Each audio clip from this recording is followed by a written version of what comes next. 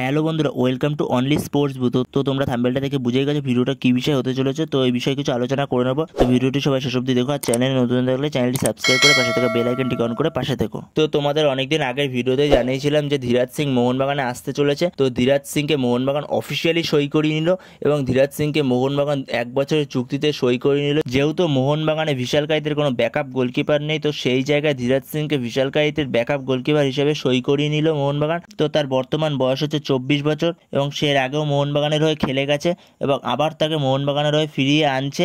তো ধীরাজ সিং যোগ দেওয়াতে গোলকিপার বিভাগটা মোহনবাগানের মজবুত হলো বলাই যায়। তো এরপরের আপডেটটি হলো মোহনবাগানের প্রথম বিদেশি প্লেয়ার হিসেবে ভারতে আসার জন্য রওনা দিয়ে দিয়েছে টম অ্যালরেড। সে তার ইনস্টাগ্রাম স্টোরিতে জানিয়ে দিয়েছেন সম্ভবত আজ ভোরবেলা নয় কাল সকালে টম অ্যালরেড কলকাতায় চলে আসবে এবং মোহনবাগান ক্লাবে সে যোগ দিয়ে দেবেন।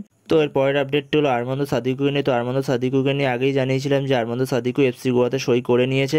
তো অফিসিয়াল অ্যানাউন্সমেন্টটা বাকি ছিল, তো এফসি গোয়া থেকে অফিসিয়াল অ্যানাউন্সমেন্টটাও করে দিল আরমান্দো সাদিকু। তো এফসি গোয়াতে অফিসিয়ালি আরমান্দো সাদিকু জয়েন করলো।